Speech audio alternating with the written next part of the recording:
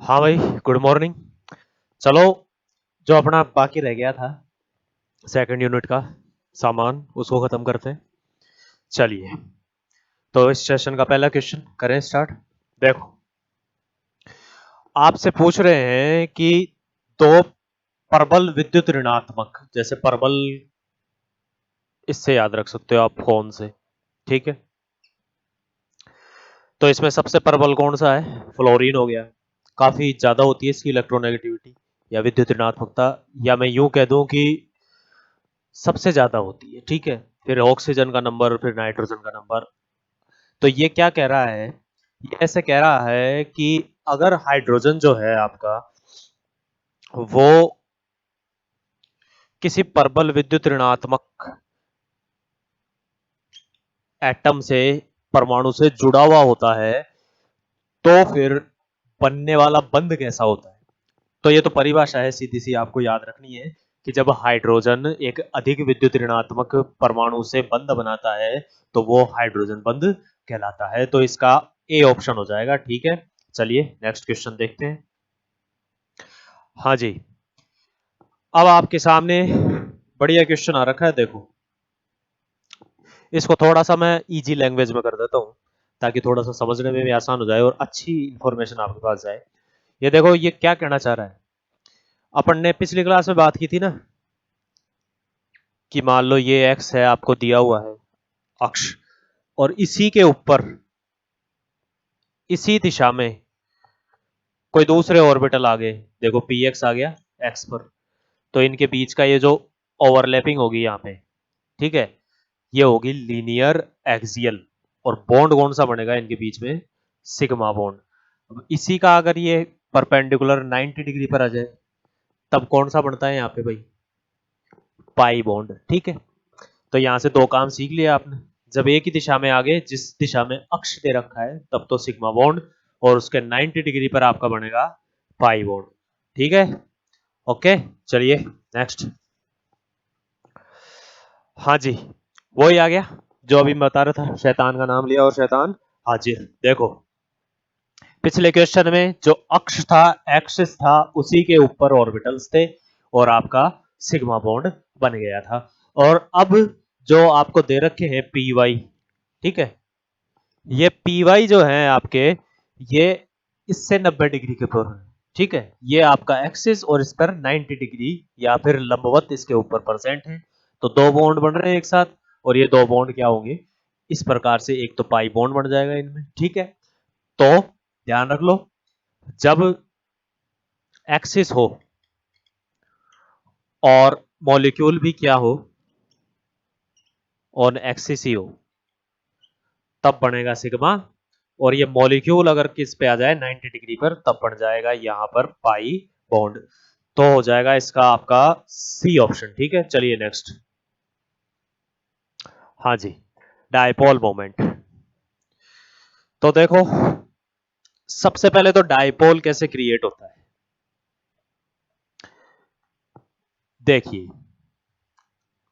आप क्लास में होंगे, आपकी कॉलेज में कोई अच्छी भी लगती होगी आपको, ठीक है। तो आप उसकी तरफ आकर्षित होते हैं, ठीक है, चार हो जाते हैं। तो ये क्या है? ये आकर्षण है, ये ध्रुवणता है आपकी। आप उसकी तरफ ध्रुवित हो रहे हो, केमिस्ट्री की भाषा में बोले तो वो यहाँ पर है सेम टू सेम। ये HCl मान लो, ये तो मान लो आप है, और ये वो है, ठीक है। ये प्लस है, ये माइनस है, तो आकर्षण होना है। आकर्षण होना है तो एक तरफ पॉजिटिव पोल यानी कि धनात्मक ध्रुव, और एक तरफ ऋणात्मक ध्रुव। इन दोनों के बीच में बना है पोल, और ये कंपाउंड कैसा हो गया है भाई? पोलर या ध्रुवित। अब इस ध्रुवित, जो यहाँ पर पोलर बना है कंपाउंड, इसके अंदर इस ध्रुवण की मात्रा कितनी है, वो आप देखेंगे किससे? द्विध्रुव आघूर्ण से, डायपोल मोमेंट से। देखो, डायपोल मोमेंट को म्यू से करेंगे शो, ठीक है। देखो इधर ध्यान से, और चार्ज इस पे आ गया क्यू। अब देखो, यहाँ +1 है, यहाँ -1 है, तो दोनों सेम ही चार्ज है, बस मैग्नीट्यूड इनका जो साइन है वो अलग है, बाकी इनकी जो मैग्नीट्यूड है, वैल्यू है, वो सेम टू सेम ही है। इसलिए एक चार्ज रख लिया है यहाँ पे। और इनके बीच की डिस्टेंस कितनी है? वो यहां पर आ जाएगी क्यूडी। ठीक है, तो ये क्यूडी होते ही क्या हो जाता है, डायपोल मोमेंट। तो आपका आंसर देख लो, इसमें फर्स्ट ऑप्शन हो जाएगा। चलिए नेक्स्ट। हाँ जी, ये बढ़िया क्वेश्चन है। देखो,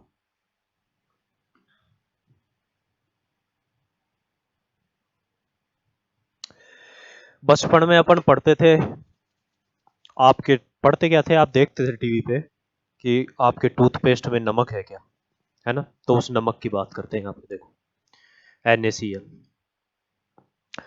अब आप बचपन में ये भी पढ़ते थे कि NaCl आयनिक होता है, यानी कि इसमें एक तो Na प्लस है और एक Cl नेगेटिव है।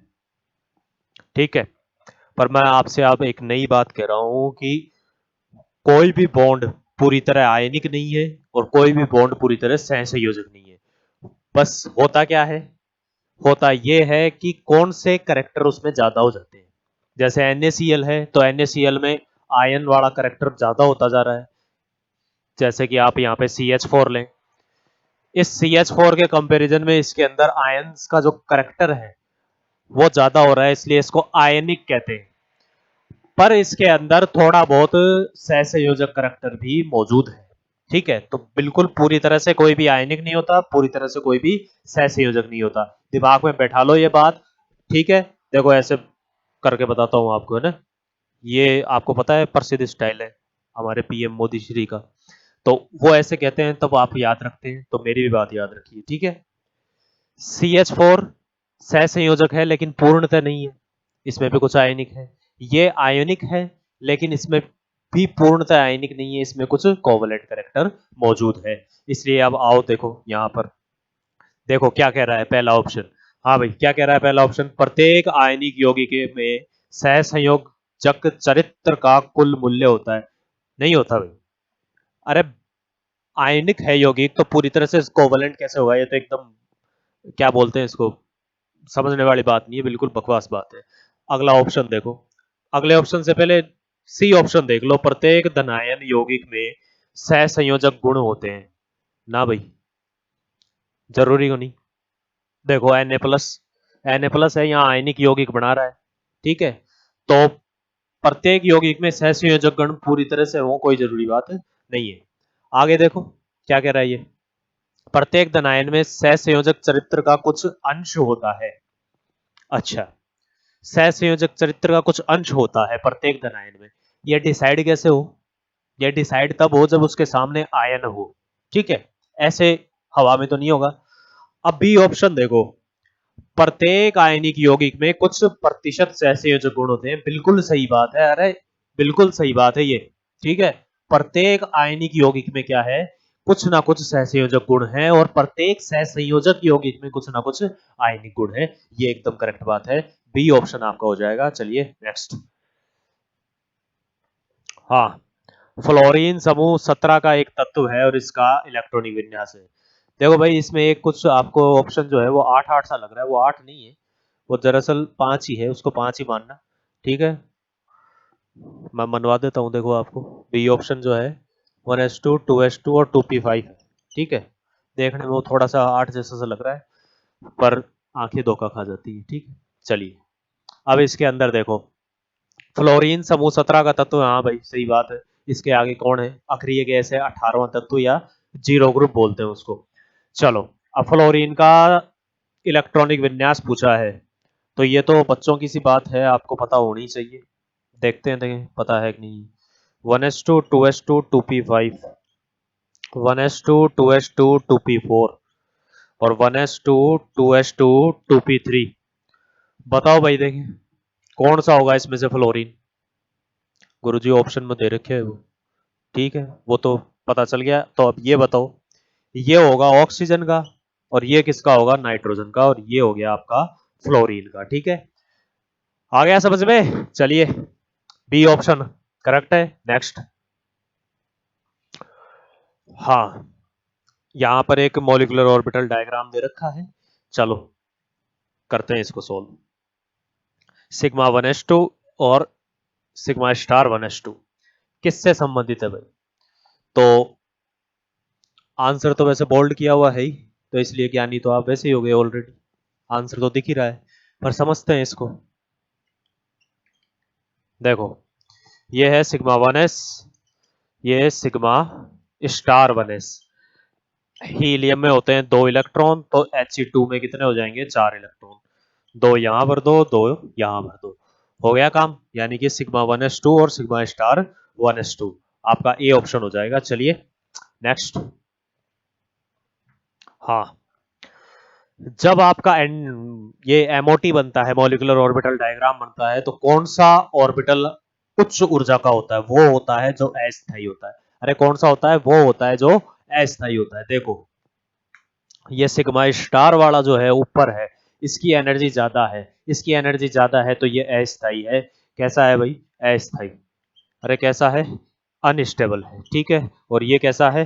स्टेबल है। चलिए देखते हैं भाई ऑप्शन। कौन सा ऑर्बिटल है जो हाइयर एनर्जी का होता है? तो बॉन्डिंग ऑर्बिटल ना, कौन है? बॉन्डिंग मॉलिक्यूलर ऑर्बिटल, ये तो दोनों ऑप्शन सेम ही हो गए। चलो खैर कोई बात नहीं। मॉलिक्यूलर ऑर्बिटल, ये भी कोई बात नहीं है। इसमें एक ही बचा हुआ है, एंटी बॉन्डिंग मॉलिक्यूलर ऑर्बिटल, तो फर्स्ट ऑप्शन हो जाएगा भाई इसके अंदर। चलिए नेक्स्ट।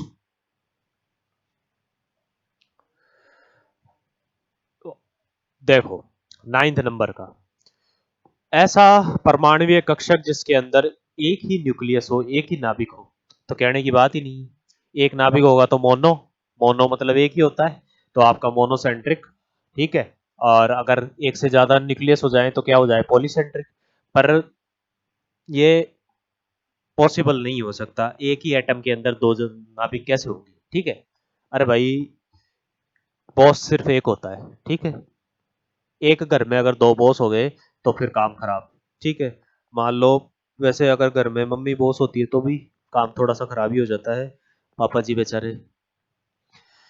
तो ये कह सकता हूं मैं कि या तो आपके घर में बॉस मम्मी है या फिर पापा जी है, ठीक है। तो वैसे ही परमाणु में एक ही बॉस हो सकता है, नाभिक, ठीक है। ऐसे नहीं हो सकता कि एक परमाणु में दो दो तीन तीन नाभिक आ जाए, ठीक है। ओके, तो मोनोसेंट्रिक फर्स्ट ऑप्शन हो जाएगा। चलिए नेक्स्ट। सिलिकॉन का इलेक्ट्रॉनिक विन्यास कौन सा है? देखो सबसे पहले सही पर पहुंचने से पहले गलत वालों को देख लेते हैं अपन। देखो बी ऑप्शन है Np2NH2। ऐसा कभी नहीं होता भाई, पी वाला कक्षक पहले आ जाए और एस वाला कक्षक बाद में आए, ठीक है। हमेशा अपन एस से शुरू करते हैं, SpDF, यानी एस पहले आता है बाद में पी आता है।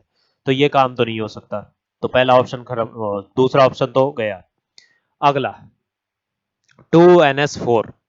हाँ भाई, ये तो कोई बच्चा भी बता देगा कि हर कक्षक के अंदर दो ही इलेक्ट्रॉन होते हैं, तो NS4 चार तो हो ही नहीं सकते। ये तो बेचारा इतना सा तो है, इतने से में कितने फिट होंगे, ठीक है।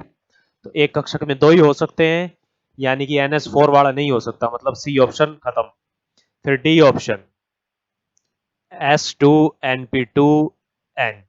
हाँ भाई, वैसे तो ठीक सा ही है, लेकिन देखो जो एन एस के पास होना चाहिए वो तो पी के पास जा रहा है, तो ऐसा उठपटांग कॉन्फ़िगरेशन होता नहीं है, तो ये नहीं हो सकता। बचा कौन सा? ए ऑप्शन, तो वो करेक्ट हो जाएगा। चलिए नेक्स्ट क्वेश्चन।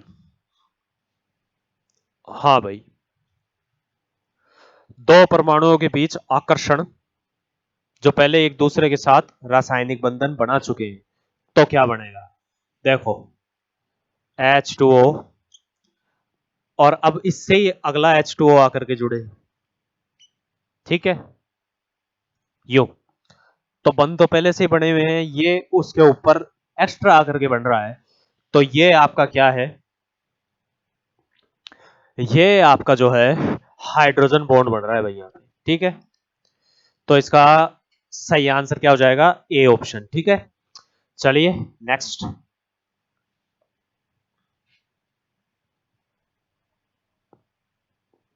हाँ जी, ये तो भाई कोई इतिहास का क्वेश्चन आ गया।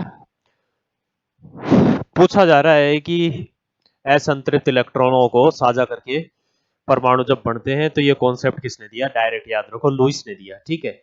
इसके साथ में एक चीज और याद रख सकते हो कि जब सहसंयोजक बंध बनता है, जैसे ए और बी के बीच में बन रहा है, तो बीच में दो इलेक्ट्रॉन आ रहे हैं, दो इलेक्ट्रॉन आ रहे हैं, एक इसका है एक इसका है, साझेदारी हो रही है, एक मेरा एक तेरा, दोनों मिला करके घर बनाते हैं। चलो ये बन गया, तो डायरेक्ट याद रखो लुईस हो जाएगा बी ऑप्शन। चलिए नेक्स्ट क्वेश्चन। हाँ जी, समान ऊर्जा स्तर वाले दो परमाणु कक्षक आपस में मिलेंगे तो क्या होगा भाई? संकरण। देखो ये ऑर्बिटल एस मान लो, यहां ये पी मान लो, P3, इनके बीच का हाइब्रिडाइजेशन होगा, बनेगा क्या? sp3। ठीक है, तो दो लगभग समान ऊर्जा वाले ऑर्बिटल आपस में आकर के मिलेंगे, बढ़िया, उनमें संकरण होएगा, संकरण होकर के संकरित कक्षक आपको मिलेंगे। देखो छोटी क्लासों में अपन कहते थे कि ऊर्जा के कक्षक जो हैं वो समान ही हैं, लगभग समान ऊर्जा की हैं, लेकिन इतना जरूरी भी नहीं है, थोड़ा बहुत 19-20 चल सकता है, तो अपन उसको लगभग डीजनरेटेड या समप्रज कहते हैं, यानी कि लगभग समान ऊर्जा के कक्षक होते हैं वो, और उनके बीच में जैसे ही बॉन्ड फॉर्मेशन होती है तो आपका संकरण की प्रक्रिया से होता है। ठीक है, तो सी ऑप्शन हो जाएगा भाई। चलिए नेक्स्ट।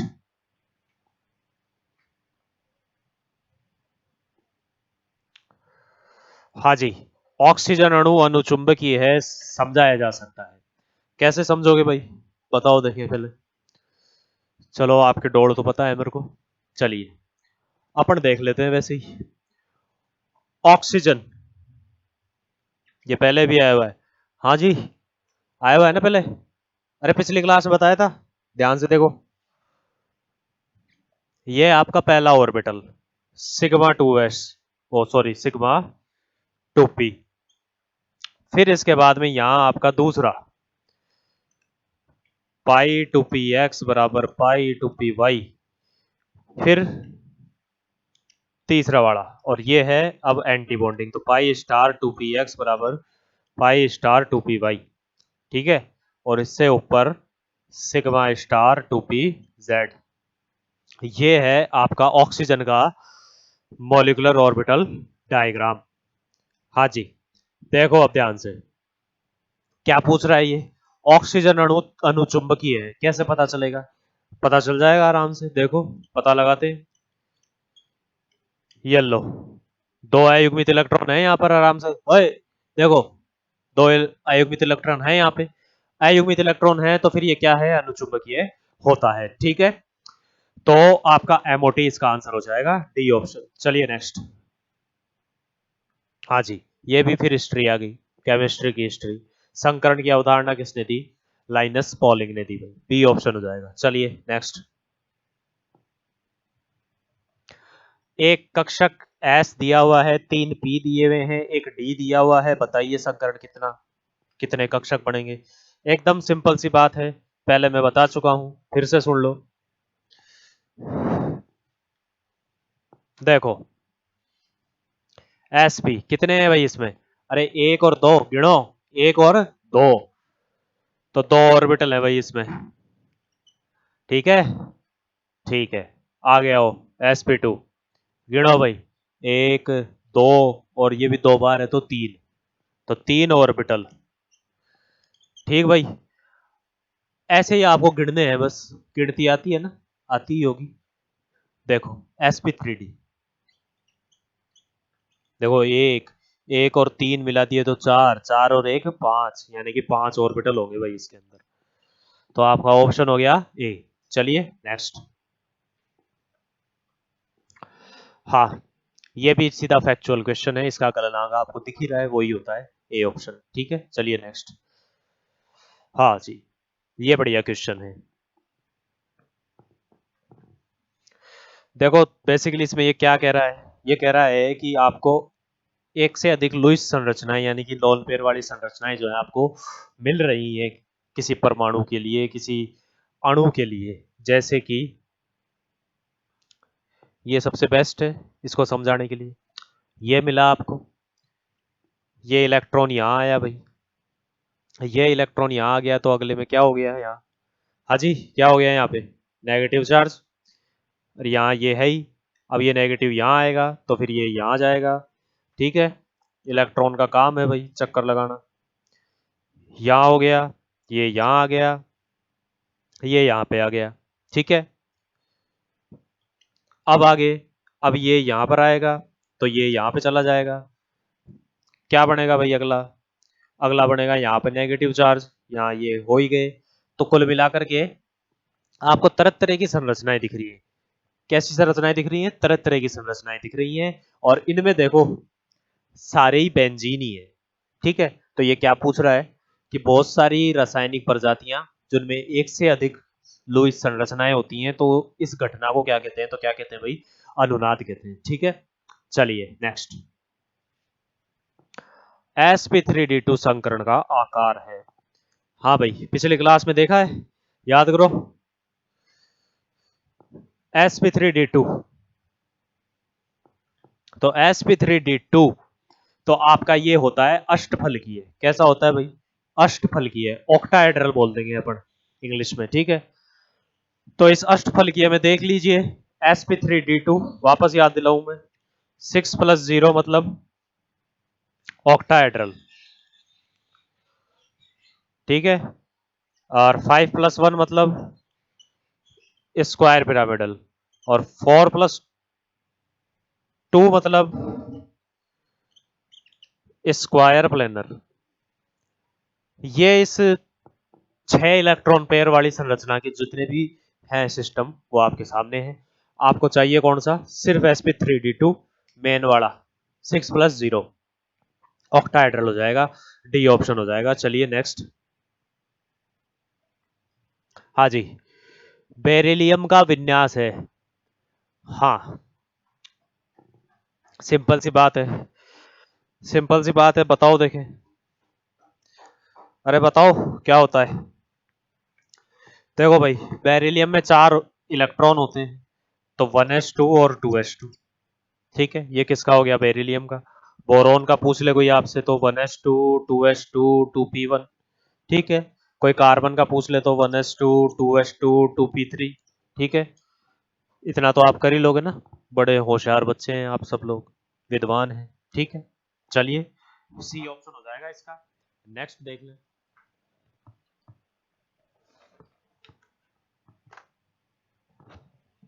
हाँ जी, sp3 में आबंध कोण है। रटने की चीजें है भाई, रटो देखो, रटने में तो माहिर हो ना सब। sp में 180 डिग्री, sp2 में 120 डिग्री, sp3 में 1 डिग्री 109 डिग्री 28 मिनट। ठीक है, फिर sp3d, sp3d में देखो इस प्रकार का सिस्टम होगा, ट्राइगोनल बाइपिरामिडल। तो इसमें यहाँ पे 90 डिग्री के क्वेश्चन जरूर बन जाएंगे। ठीक है, 90 डिग्री का एंगल बन जाएगा, तो इस प्रकार से है। फिर ऑक्टाहेड्रल आ जाएगा ये वाला sp3d2, उसमें सारे 90 डिग्री के होते ही हैं। ये आपको मेनली याद रखने हैं। तो देख लो अब कौन सा ऑप्शन होगा आपका, डी ऑप्शन हो जाएगा। ठीक है, नेक्स्ट, हाँ जी, रटने की चीज है। H2 अणुओं की बंधन पृथक्करण ऊर्जा, क्योंकि अब निकालने कहाँ बैठेंगे इसको। ठीक है, आपको देखो ऐसे क्वेश्चन जो ये फैक्चुअल टाइप के क्वेश्चन है, ये कम ही आते हैं वैसे, मैंने ऐसे ही माहौल बनाने के लिए डाल दिए। ठीक है, तो बी ऑप्शन आपको दिख रहा है, इसकी एक रेंज चलती है 430 से 436 तक। ठीक है, तो कहीं आपको क्या पता 430 मिल जाए, आप बोले गुरु जी गोली दे दिया, तो गोली कौन दे रहे भाई, मैं पहले बता दूं, 430 से 436 तक की रेंज है। अब इसमें 431 भी कहीं मिल जाएगा, कहीं 435.8 भी मिल जाएगा, तो ठीक है ना, ये रेंज याद रख लेना, तो बी ऑप्शन हो जाएगा। ठीक है, चलिए नेक्स्ट, हाँ जी, ऑक्सीजन परमाणु की बंधन लंबाई है ये 121 है।